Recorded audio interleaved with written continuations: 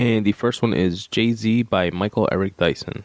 I briefly mentioned it during the last rewriting session because I had just begun it, but now I'll go a little deeper into it. I'll start off with something that I didn't like. Pharrell Williams wrote the foreword to the book. Pharrell, for those of you that don't know, is one of the dopest artists, period.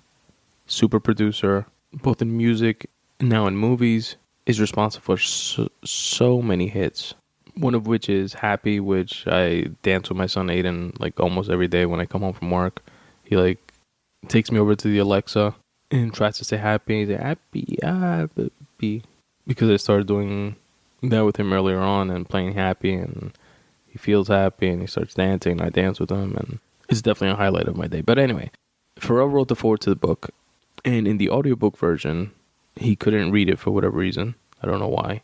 But I figured, or I would expect in that type of situation, Michael Eric Dyson just reads it and, attributes it to Pharrell. But that wasn't the case.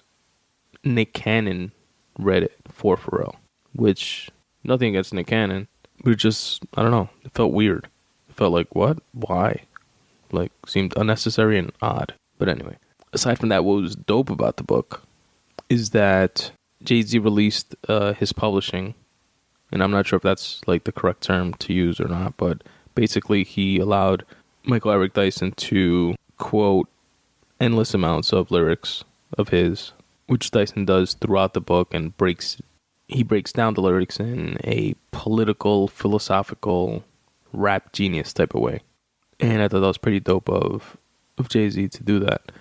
Hopefully JayZ does that for me one day when my debut novel Fractal blows up and people realize that there's like a couple lines of JayZ lyrics in it, in part of the dialogue between Hector and Laura, two of the main characters in that story. Fractal, a time travel tale, is available, by the way, at spuntoday.com/books or on amazon.com for your reading pleasure. But yeah, jokes aside, with music lyrics specifically, the way the copyrights work and like copyright infringement is, you would think that a line or a bar or two isn't a big deal, but the way it works is on a percentage basis. And, songs aren't that long. So, 2 lines from a song could represent like 10% or more, whatever the figure is. I think it's 6% or 8% or 10%, whatever it is, that technically qualifies as a copyright infringement. Since songs are so short, relatively speaking, compared to larger pieces of work like a book or a movie script or something like that, it doesn't take much to infringe on that copyright. So it's definitely a dope thing that Jay did there.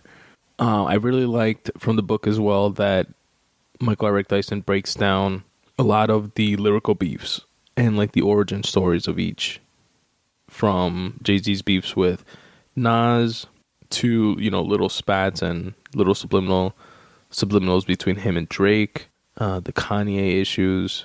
He goes into the whole NFL Kaepernick thing and really lays out a lot, again, with using the lyrics from JayZ's rap songs to help paint the landscape, if you will. And the last thing that I want to share with you guys from the book is that at the end, it's really dope how he broke down every single album at the end in order of release. And he spoke about like their meanings, their cultural impacts, the collaborations within those albums, the sales figures of each album, and stuff like that, which was pretty cool to kind of have that like statistical cultural analysis of how each of those left their footprint and influence on the culture. It was a very enjoyable read, a very enjoyable listen, and I recommend it to you fine folks. I will link to it in the episode notes. If you decide to check it out, that's where it'll be. JayZ by Michael Eric Dyson.